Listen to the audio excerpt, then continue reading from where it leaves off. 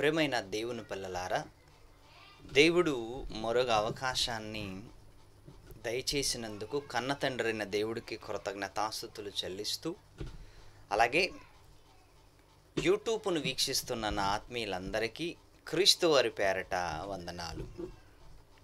ప్రియమైన దేవుని పిల్లలారా, బైబిల్ గ్రంథములో నుంచి మనము ప్రతిరోజు కూడా దైవ వాక్యాలను ఆలోచిస్తున్నప్పుడు మన దినచర్యలు ఎలాగైతే ప్రారంభమవుతుంటాయో, మన రొటీన్ జీవితంలో ఏవైతే మరవకుండా మనము కొనసాగిస్తుంటామో, ఆధ్యాత్మికమైన జీవితంలో కూడా మన రొటీన్ జీవితం ఆధ్యాత్మికమైన జీవితానికి సంబంధించిన విషయాలను ఎప్పుడు కూడా మర్చిపోవటానికి ప్రయత్నం చేయకూడదు. బ్రష్ చేయటం మర్చిపోము, మనం టిఫిన్ చేయటం మర్చిపోము, నిద్రపోవటం మర్చిపోము, స్నేహితుల్ని కలవటం మర్చిపోము. ఒక లైఫ్లో, ఒక జీవితంలో ఎలాగైతే మనం అన్నీ ఫిక్స్ చేసుకొని ఉంటామో, అలాగే మన ఆధ్యాత్మికమైన జీవితంలో కొన్ని అలవాటు చేసుకోవలసినవి కొన్ని ఉంటాయి. అవి ఎప్పుడు కూడా మర్చిపోకుండా మన జీవితంలో వాటిని కొనసాగిస్తూనే ఉండాలి. ఎప్పుడు మర్చిపోకూడదు. ఫిజికల్గా మనకి రోజు ఎలాగైతే కొన్ని అలవాట్లు మనకు ఉంటాయో, మర్చిపోకుండా ఎలాగైతే చేస్తామో, ఆత్మీయంగా కూడా, ఆత్మీయ జీవితంలో కూడా కొన్ని విషయాలను మర్చిపోకుండా మనము ఖచ్చితంగా చెయ్యాలి. ఇది దేవుడు మనకి చెప్తున్నాడు. పొద్దున లేవగానే ప్రార్థనతో మొదలు పెట్టాలి. రెండవది, బైబిలు చదువుకోవటానికి మనం ప్రయత్నం చేయాలి. ఫస్ట్ ఆఫ్ ఆల్గా ప్రార్థన, రెండవది బైబిల్ చదువుకోవటం, మూడవది దేవుడి గురించి ఆలోచించటం. ఇంకా ఇలా ఎన్నో చెప్పుకుంటూ పోతే ఆత్మీయమైన జీవితంలో మనము అలవాటు చేసుకోవలసిన విషయాలు, ఆత్మీయ జీవితంలో అలవాటు చేసుకోవలసిన విషయాలన్నీ కూడా మనము చాలా వరకు మర్చిపోతాం ప్రియులారా. ఈ బిజీ లైఫ్, ఈ ముంబై ప్రాంతంలో, మరి ప్రాముఖ్యంగా ఈ ముంబై ప్రాంతంలో బిజీ లైఫ్లో ఎలా ఉంటారంటే ప్రియులారా, అన్నీ అటు తిరుగుకుంటూ ఇటు తిరుగుతుంటేనే తింటుంటాడు, తిరుగుకుంటూనే మాట్లాడుతుంటాడు, అటు ఇటు తిరుగుకుంటూనే ఆలోచిస్తుంటాడు. ఇవన్నీ మనం చూస్తుంటే నిజంగా మనిషిని ఎక్కడ వరకు పంపించిందో ప్రపంచం మీరు ఆలోచించండి. మనిషి లైఫ్ ఏమైపోతుందో కొన్ని సంవత్సరాలకి ఆలోచిస్తుంటూనే విడ్డూరంగా ఉంది, భయం వేస్తుంది. ఒక దగ్గర నిలబడలేడు, ఒక దగ్గర కూర్చోలేడు, ఒక దగ్గర స్థిరంగా ఉండలేడు. ఎందుకంటే ఇంత బిజీ లైఫ్ అనుకుంటున్నాం కదా. ఇంత బిజీ లైఫ్ ఎలా వచ్చింది అంటే ఎవరో ఇచ్చింది కాదు ప్రియులారా. కోరికలు ఎక్కువైపోయి, ఆశలు ఎక్కువైపోయి, ఈ కోరికలు, ఈ ఆశలు ఎక్కువయ్యేసరికి మనిషి సంపాదన వెనకాల పడిపోయి తనను మరచిపోయి, దేవునిని మరచిపోయి, ఈ లోకంలో రంగు కాగితం కోసం చాలా వరకు ఏం చేస్తున్నాడంటే తనను తాను ఈ భూమి మీద బిజీగా పెట్టేసుకున్నాడు. ఎంత బిజీగా పెట్టేసుకున్నాడంటే ఆఖరికి తన గురించి కూడా తను మర్చిపోయి ఎంత బిజీగా ఉన్నాడు ఈరోజు. అలా తన గురించి తాను ఆలోచించుకోలేనంత బిజీగా ఉన్నాడు. కాబట్టే ఈరోజు మనిషి జీవితము ఎటెళ్ళిపోతుందో ఎవరికి తెలియదు ప్రియులారా. ఎంత సంపాదించినా చినిగిపోయిన సంచిలో వేసినట్లు ఉంటుంది. ఎంత కష్టపడుతున్నా ఆ కష్టానికి ప్రతిఫలము దొరకకుండా ఉంటుంది. ఎంత సంపాదించినా, ఎంత కష్టపడుతున్నా మళ్ళీ అసంతృప్తిమైన జీవితంతో మనము బ్రతుకుతున్నామంటే అసలు మన సంపాదన మన జీవితానికి ఎందుకు సరిపోవటం లేదని మనం ఆలోచిస్తే ప్రియులారా, ఆశలు ఎక్కువయ్యేసరికి సంపాదన తక్కువైపోతుంది. వచ్చేదేమో 100 రూపాయలు, ఆశలేమో 500 ఉంటాయి. ఏమంటే ఇలాంటి జీవితంలో దేవుడికి మనం ఉపయోగపడేది ఎప్పుడు? ఇలాంటి జీవితంలో, ఇలాంటి లైఫ్, బిజీ లైఫ్లో దేవుడికి మనం ఉపయోగపడేది ఎప్పుడు? దేవుడి గురించి ఆలోచించేది ఎప్పుడు? దేవుని ఉన్నతమైన ఆలోచనలు సమాజంలోకి తీసుకెళ్ళేది ఎప్పుడు? మీరు ఆలోచించండి బాగా.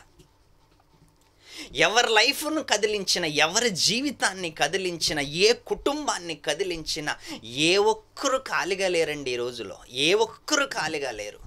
చిన్నవాడు మొదలుకొని ముసలివాడు వరకు ఏ ఒక్కడు ఖాళీగా లేడు. అందరూ ఏదో ఒకటి చేసుకుంటున్నారు, ఏదో ఒకలాగా బతికేస్తున్నారు, ఏదో ఒకలాగా తమను తాము బిజీ పెట్టేసుకుంటున్నారు.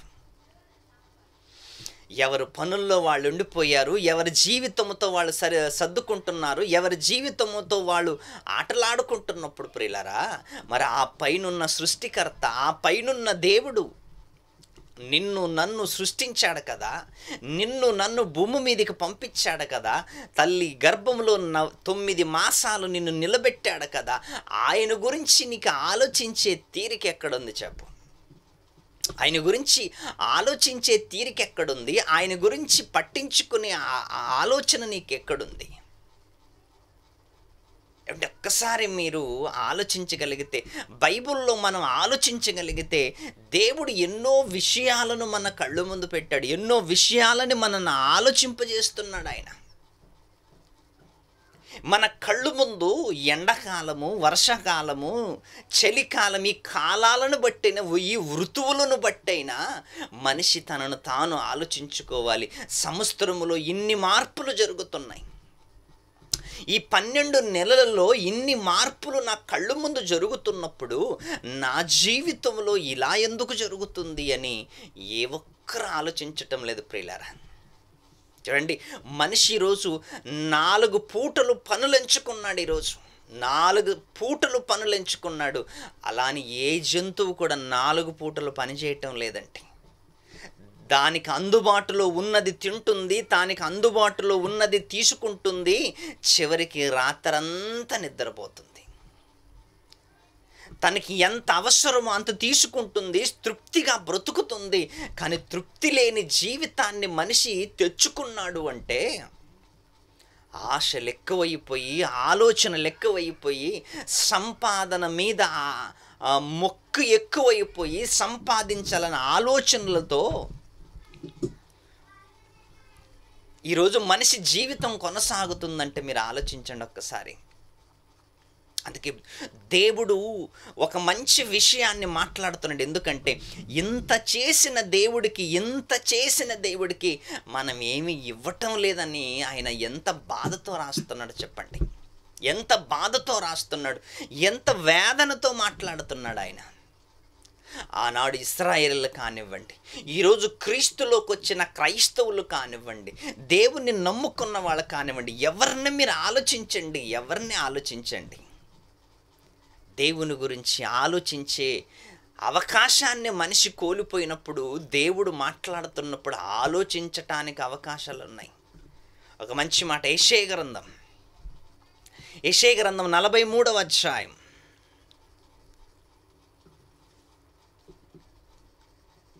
24వ వచనం చూడండి. భక్తుని ద్వారా దేవుడు ఏం మాట్లాడుతున్నాడు? భక్తుని ద్వారా దేవుడు మాట్లాడుతున్న మాట, నా నిమిత్తము సువాసన గల లవంగపు చెక్కను నీవు రూకలిచ్చి కొనలేదుగా, నా నిమిత్తము లవంగ చెక్కను రూకలిచ్చి కొనలేదుగా అంటున్నాడు. అంటే దేవుని కోసము నీవు కనీసం లవంగ చెక్కను కూడా కొనలేదంటున్నాడు. అంటే ఆయన గురించి పూర్తిగా మర్చిపోయావని అర్థం. నీ భార్య గురించి చీర కొంటున్నావు, నీ కొడుకు గురించి షర్ట్ కొంటున్నావు, నీ కూతురుకు బట్టలు కొంటున్నావు, ఇరుగు పొరుగు వాళ్ళకి అన్ని సౌకర్యాలు కురిపిస్తున్నావు కదా. ఆఫ్టర్ ఆల్ దేవుడికి నీవేం కొనలేదంటే, దేవుడికి మనుషులు ఏమి కొనలేదంట తెలుసా? మరి చదువుకుందాం. నా నిమిత్తము సువాసన గల లవంగపు చెక్కను, నా నిమిత్తము. సువాసన గల చెక్కను, లవంగ చెక్కను నీవు రూకలిచ్చి కొనలేదుగా. ఎప్పుడు కూడా నా గురించి ఆలోచిస్తే, నా గురించి ఆలోచించటానికి నీకు తీరిక ఎక్కడుంది అంటున్నాడు దేవుడు. మార్కెట్కి వెళ్ళామంటే పిల్లలు గుర్తుకొస్తారు, బజారుకి వెళ్ళామంటే పిల్లలు గుర్తుకొస్తారు, ఏమండి బట్టల దుకాణంలోకి వెళ్ళామంటే భార్య గుర్తుకొస్తుంది, ఏమంటే పొలాలలోకి వెళ్ళామంటే కుటుంబం గుర్తుకొస్తుంది. మరి ఇశ్రాయేలులకి దేవుడు గుర్తుకు రావటం లేదు, బజారుకి వెళ్ళినప్పుడు గుర్తుకు రావటం లేదు, బట్టలు కొనేటప్పుడు దేవుడు గుర్తుకు రావటం లేదు, వ్యాపారాలు చేసేటప్పుడు దేవుడు గుర్తుకు రావటం లేదు. ఏ టైంలో దేవుడు గుర్తుకు రావటం లేదంట వాళ్ళకి. అందుకేమంటున్నాడు తెలుసా, కనీసం నా నిమిత్తము సువాసన గల లవంగపు చెక్కను నీవు రూకలిచ్చి కొన్నావా? ఎప్పుడైనా కొన్నావా? చిన్న వస్తువు గురించి మాట్లాడుతున్నాడండి, పెద్ద పెద్ద వస్తువు గురించి కాదు, లవంగ గురించి మాట్లాడుతున్నాడు. అంటే కనీసము దాని ఆ సువాసన గల ఆ చెక్కను నీవు కొన్నావా? ఎప్పుడైనా రూకలిచ్చి నాయనా, ఇది నా దేవుడికి హోమములో పనికొస్తుంది, నా దేవుడికి బలిపీఠం మీద వేయటానికి పనికొస్తుంది అని ఏ రోజైనా ఇశ్రాయేలీయులు ఏ రోజు కూడా ఆలోచించలేదంట. దాని గురించి ఎందుకు మాట్లాడతాడు? విచిత్రంగా ఉంది కదా దేవుడు మాట్లాడుతున్నాడంటే. అసలు దాని విషయంలో ఇశ్రాయేలీయులతో మాట్లాడుతున్నాడంటే విచిత్రంగా లేదు? అప్పుడు తల్లిదండ్రులు బయట దేశాల నుంచి కొడుకు వస్తున్నప్పుడు, ఒరే నాకేమన్నా తీసుకొచ్చావరా అని అడుగుతారు తల్లిదండ్రులు. కొడుకో కూతురో బయట దేశం నుంచి మన ఇండియాకు వచ్చినప్పుడు, అప్పటిదాకా బయట దేశాల్లో బాగా సంపాదించుకుంటున్న వాళ్ళు సడన్గా ఇండియాకు వచ్చారనుకోండి, అప్పుడు తల్లిదండ్రులు అడిగే మాట ఏంటి తెలుసా? నా గురించి ఏం తెచ్చావు? కనీసం నువ్వు మార్కెట్కి వెళ్ళినప్పుడు నేను గుర్తుకొచ్చానరా నీకు? కనీసం నువ్వు షాపింగ్ మాల్లోకి వెళ్ళినప్పుడు కనీసం నేను గుర్తుకొచ్చానా? పోనీ హోటల్లోకి వెళ్ళినప్పుడైనా నేను గుర్తుకొచ్చానా? లేదుగా. దేవుడు ఏమంటున్నాడు తెలుసా?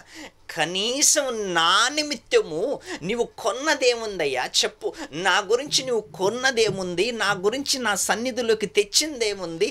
నా గురించి నువ్వు చేసిందేముంది?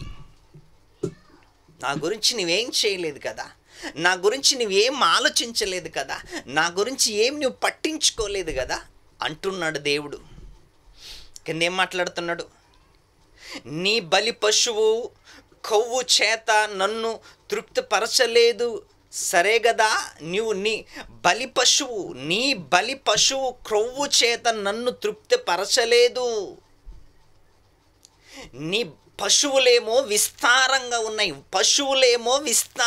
ఉన్నాయి, కానీ ఆ కొవ్వు చేత నన్ను తృప్తిపరచలేదు, సరే కదా అంటున్నాడు ఆయన. నీ పాపముల చేత నీవు నన్ను విసికించితివి కదా, నీ దోషముల చేత నన్ను ఆయాస పెట్టితివి కదా అంటున్నాడు దేవుడు. దేవుడికి మనుషుల మీద ఎప్పుడు కోపం వస్తుంది తెలుసా? దేవుడికి మనుషుల పైన ఎప్పుడు కోపం వస్తుంది అంటే, దేవుడు మనుషుల్ని ఎప్పుడు పట్టించుకోవటం మానేస్తాడంటే, మనుషులు విచ్చలవిడిగా బ్రతకటానికి ప్రయత్నం చేస్తున్నప్పుడు, మనుషులందరూ ఆ కన్న తండ్రిని మర్చిపోయినప్పుడు, మనుషులందరూ ఆ దేవుణ్ణి పక్కకు పెట్టేసి తాము స్వార్థపరులై బ్రతుకుతున్నప్పుడు, ఆయన ఏదో ఒక్కరోజు నిన్ను హెచ్చరించక మానడు ప్రియులారా. ఎందుకంటే నిన్ను అలాగే వదిలేస్తే,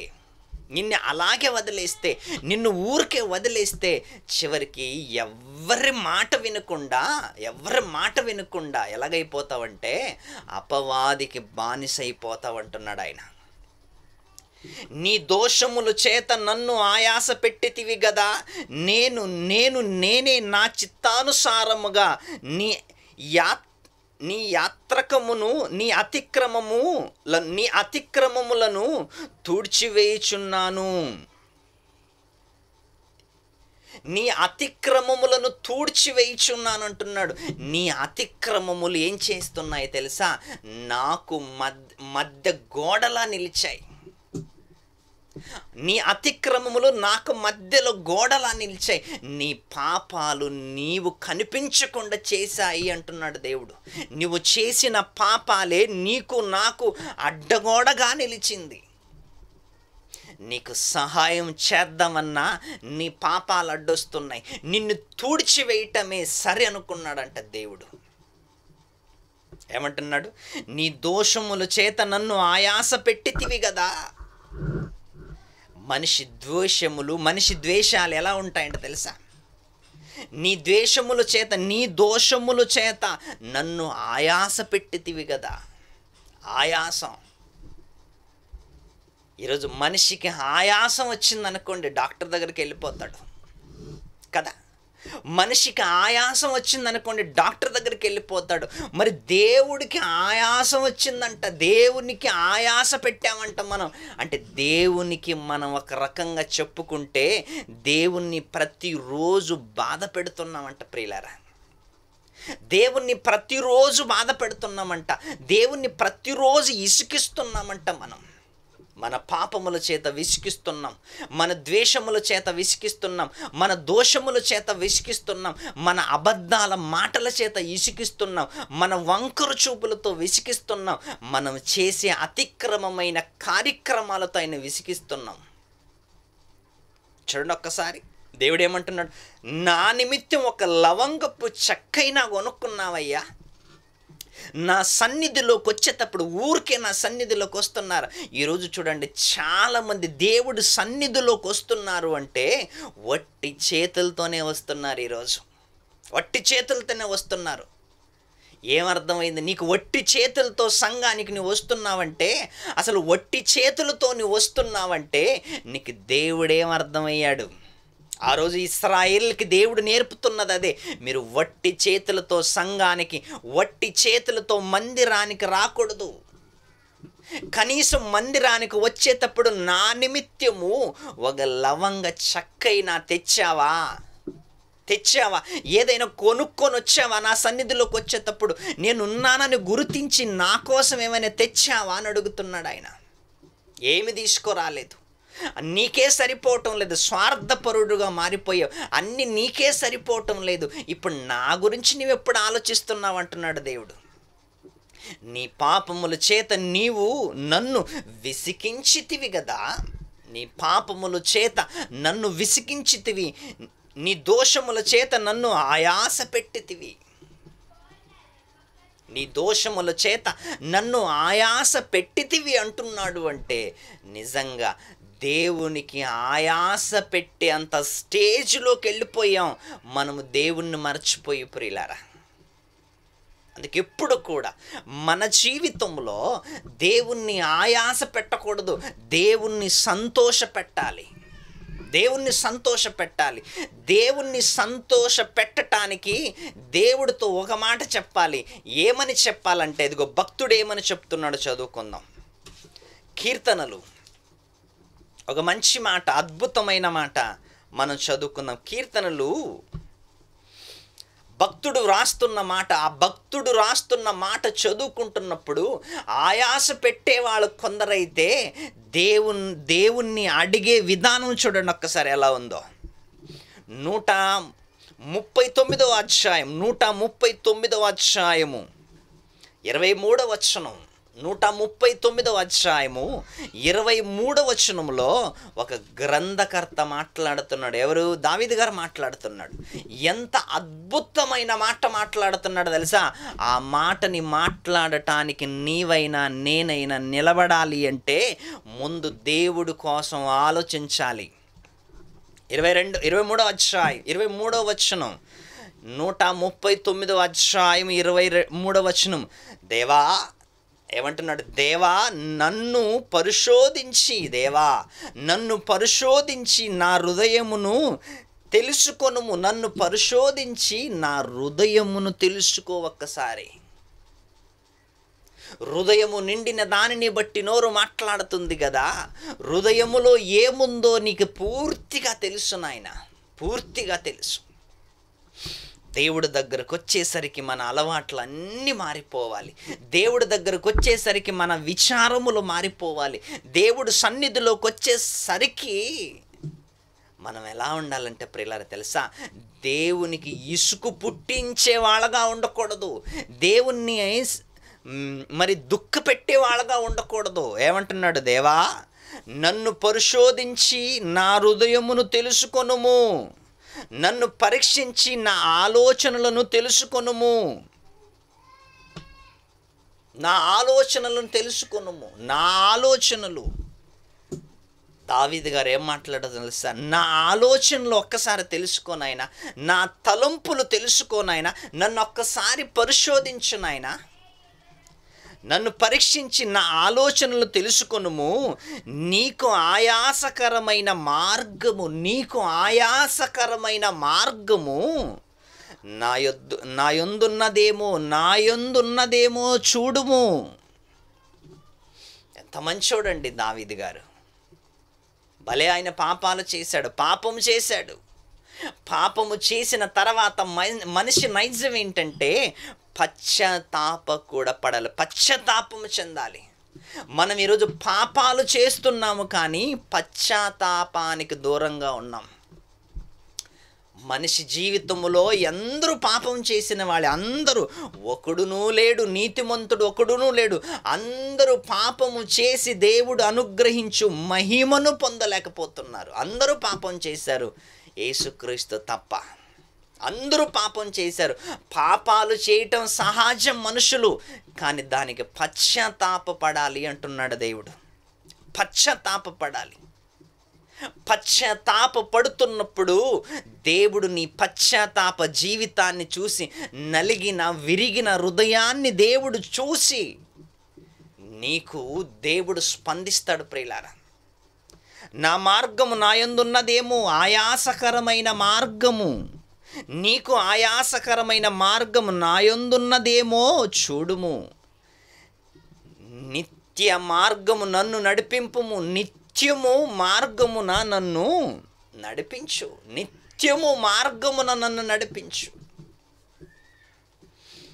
ఎంత మంచి ఆలోచన ఈరోజు నీకైనా నాకైనా ఉంటే, ఇలాంటి ఆలోచనలు నీవు నేను కలిగి ఉంటే, దేవుణ్ణి మనం కూడా ఇదే కోరుకుంటున్నాం. నిత్యమైన మార్గమున, నిత్యము మార్గమున నన్ను నడిపింపుము. మంచి మార్గములో నడిపించయ్యా నన్ను, మంచి మార్గములో నడవటానికి నాకు బుద్ధిని జ్ఞానమును దయచేయ్యా అని దేవుణ్ణి మనం అడుక్కునేవాళ్ళం. ఈరోజు ఎవరున్నారు అడుక్కుంటారు చూడండి.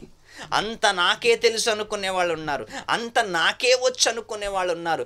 దేవుడికి ఏం తెలియదు అనుకునే వాళ్ళు కూడా ఈరోజు ఉన్నారు. ప్రియులారా, దేవుడికి ఏం తెలియదు అనుకునే వాళ్ళు ఉన్నారు, అంత నాకే వచ్చు అనుకునే వాళ్ళు ఉన్నారు. నాకు మించి ప్రపంచంలో జ్ఞాని ఎవడు లేడనుకునే వాళ్ళు కూడా ఉన్నారు. ఈరోజు దేవుడు కన్నెర్ర చేస్తే, దేవుడు కోపం వస్తే అసలు మనం భూమి మీద మనుషులుగానే ఉంటామా? మనుషులుగా ఉన్న మనము బూడిదైపోతాం ప్రియులారా. దేవుని కోపానికి మనమంతా బూడిదైపోతాం. అందుకే దేవుణ్ణి మనం ఒక్కసారి అడగాలి, ప్రభువా నీకు ఆయాసకరమైనది నా దగ్గర ఏమైనా ఉందా ఒకసారి తెలియజేయి నాయనా, నన్ను నేను సరిచేసుకుంటాను అని దేవుని సన్నిధిలో మనము మొరపెట్టుకోవాలి. దేవుని సన్నిధిలో మొరపెట్టుకోవాలి.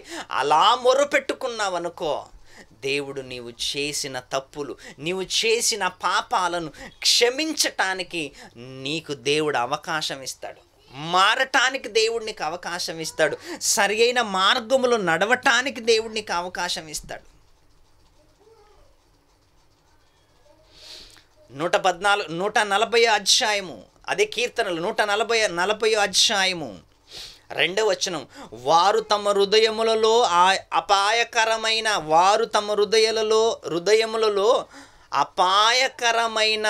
యోచనలు చెయ్యుదురు. వారు తమ హృదయములలో అపాయకరమైన యోచనలు చెయ్యుదురు. అపాయకరమైన యోచనలంట.